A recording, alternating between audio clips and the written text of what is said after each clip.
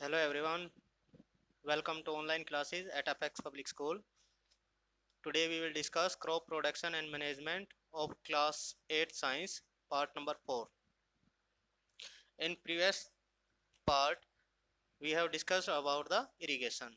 आज हम इरिगेशन को फर्दर डिस्कस करते हैं कि जो हमारे पास सोर्स है इरिगेशन के वेरियस सोर्स वो क्या क्या हैं। इन वेरियस सोर्स में हमारे पास रिवर अवेलेबिलिटी है कि अगर नियर बाई से आपके रिवर है, canal system, well, tubewell, pond, dams, lake और मोस्टली जो रेन है इस पे डिपेंडेंसी है। अगर हम पर्टिकुलर कुछ एरिया की बात करें तो वहाँ ट्यूबवेल और रेन मोस्टली इन पे डिपेंडेंसी ज़्यादा है। अदरवाइज कैनाल सिस्टम और रिवर सिस्टम ये थ्रू आउट द इंडिया हर जगह अवेलेबल नहीं है, तो मोस्टली अंडरग्राउंड वाटर है उस पर डिपेंडेंसी ज़्यादा है ट्यूबवेल के थ्रू।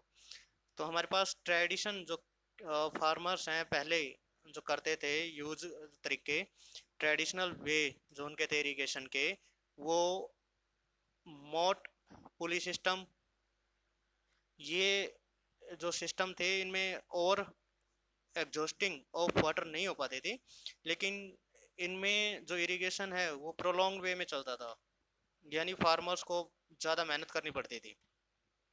या चेन सिस्टम की बात कर लें या रैट सिस्टम की बात कर लें, ये सारे हमारे पास चेन सिस्टम, रैट सिस्टम, डेकली सिस्टम, ये सारे सिस्टम हमारे पास ट्रेडिशनल सिस्टम है जो फार्मर एंशियंट टाइम में यूज़ किया करते थे फॉर इरिगेशन। आज की डेट में वैसे तो ये ट्रेडिशनल जो इरिगेशन के थे ये चीप थे, मीन्स इनमें कॉस्टली कोई था नहीं। जो ह्यूमन वर्क है, हार्ड वर्क ज़्यादा था, बट कॉस्ट के हिसाब से बात करें तो कॉस्ट इतनी थी नहीं इनकी। आज की डेट में हमारे पास ट्यूबवेल्स आ गई हैं, ये पंप्स के थ्रू जो इलेक्ट्रिसिटी या इंजन के थ्रू, इंजन में डीजल, बायोगैस या सोलर एनर्जी के भी आजकल ज़्यादा प्रमोटेड हो रहे हैं, जिसमें सोलर सिस्टम से हम इरिगेशन को प्रमोट करने लग रहे हैं। तो ये ट्यूबवेल के थ्रू जो अंडरग्राउंड वाटर है ये हमारा ट्यूबवेल का वो हो गया, और ये अंडरग्राउंड वाटर को चाहे एक मोटर के थ्रू, मोटर इलेक्ट्रिसिटी के थ्रू चलेगी, या इंजन सिस्टम या सोलर सिस्टम, तो ये जो हमारा अंडरग्राउंड वाटर है उसको फार्मर यूज़ करते हैं फॉर इरिगेशन पर्पज। जिन एरिया में अदर वे नहीं है इरिगेशन के, तो उनमें ट्यूबवेल का ज़्यादा यूज़ किया जा रहा है, अंडरग्राउंड वाटर का यूज ज़्यादा किया जा रहा है। जो मॉडर्न मेथड है इरिगेशन में इसमें दो मेन है। एक तो है स्प्रिंकल सिस्टम। स्प्रिंकल सिस्टम क्या होता है कि ये अनइवन लैंड मीन्स कि लैंड हमारी कहीं से यूं चल रही है कि ये बिल्कुल ऐसे नहीं है, प्लेन नहीं है, बिल्कुल प्लेन नहीं है, वो अनइवन टाइप की है। तो उसमें फार्मर्स को जो इरिगेशन के में ज़्यादा डिफिकल्टी फेस करनी पड़ेगी। क्यों? कि जो ये एरिया आ गया नीचे की तरफ, यहाँ पे वाटर इकट्ठा हो जाएगा, यहाँ रुकेगा ही नहीं, यहाँ इकट्ठा हो जाएगा।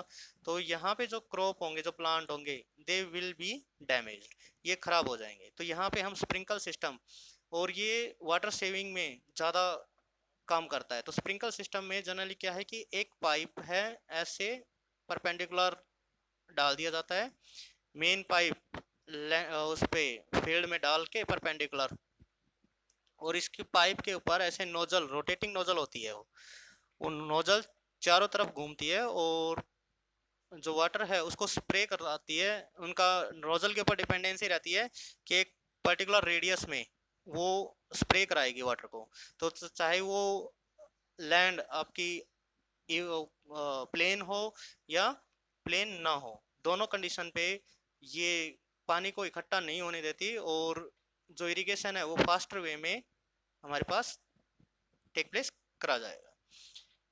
तो इसका जो हमारे पास यूजफुलनेस में अगर हम बात करें तो अनइवन लैंड में सबसे ज़्यादा, जैसे हम बात कर ही रहे हैं, तो सफिशिएंट वाटर एक अवेलेबल ना हो तो वाटर सेविंग, एक तो हो गया water saving plus uneven land में ये काम करेगा। Useful for Sandy soil. Sandy soil में हमें पता है कि जो पार्टिकल है उनमें गैपिंग ज़्यादा होती है, तो अगर हम ट्रेडिशनल वे या ट्यूबवेल यूज़ करेंगे तो वो पानी तुरंत नीचे चला जाएगा इन पार्टिकल के बीच के स्पेस से। तो हमें स्प्रिंकल सिस्टम से क्या होता है कि वाटर केवल स्प्रे कर दिया जाता है रूट्स पे, रूट्स के आसपास गिरता है प्लांट्स की, तो वो रूट उनको कैप्चर कर लेती हैं, तो it's useful for sandy soil. तो wastage of water is prevented as well as it is useful for uneven land. Next हमारे पास ड्रिप इरिगेशन। ड्रिप इरिगेशन में क्या हो रहा है कि जैसे हम इस उसमें देख रहे हैं कि ये पाइप हमारा, इस पाइप से सब पाइप निकल रहा है और ये सब पाइप बिल्कुल इस प्लांट के रूट में जा रहा है। ऐसे ही यहाँ से सब पाइप निकल रहा है और ये इस प्लांट की रूट में जा रहा है। ऐसे ही इस पाइप से सब पाइप निकल के प्लांट की रूट में जा रहा है। तो ये नेटवर्क है नैरो पाइप का with small hole in the field. तो इनमें क्या होता है कि इन नैरो पाइप्स के थ्रू केवल प्लांट्स की रूट्स पे वाटर सप्लाई किया जाता है, क्योंकि हमें पता है कि अगर एक प्लांट है तो प्लांट की जो वाटर रिक्वायरमेंट है वो रूट में ही होती है, रूट के थ्रू ही पानी ऊपर जाता है पत्तों तक, जहाँ फोटोसिंथेसिस टेक प्लेस करती है। तो रूट से लीव्स तक पानी को पहुंचाने के लिए हमें ज़रूरत होती है, तो उसके लिए हम जो सप्लाई करेंगे वाटर वो भी रूट्स में ही करेंगे। फिर वो असेंट ऑफ सैप बोलते हैं हम, पानी अपने आप यहाँ से नीचे से ऊपर प्लांट में कैरी हो जाएगा, वो प्लांट का अपना सिस्टम है। इसकी एडवांटेजेस ये होगी कि ये प्लांट को ड्रॉप बाय ड्रॉप और केवल रूट्स में सप्लाई करेगा, तो वेस्टेज का कोई सवाल ही नहीं होता। यूज ऑफ वाटर मिनिमाइज करेगा वाटर को,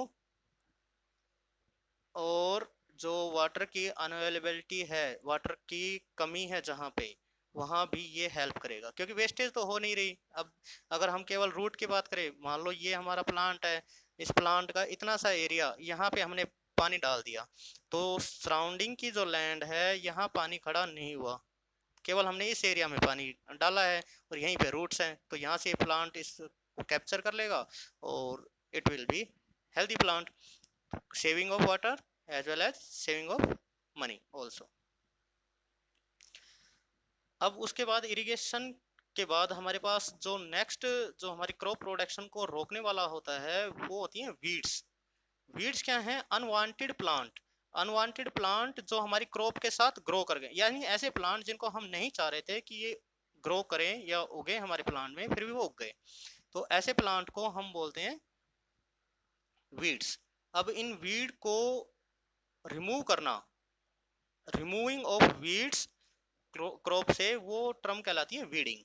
तो इसको हमारे पास वेरियस वो हैं, वाइल्ड ओट, ग्रास, किनोपोडियम, एल्बम, ये जो नॉर्मली हम जिसको हम बथुआ भी कहते हैं इन कॉमन लैंग्वेज। तो ये हमारे पास वीड्स हैं।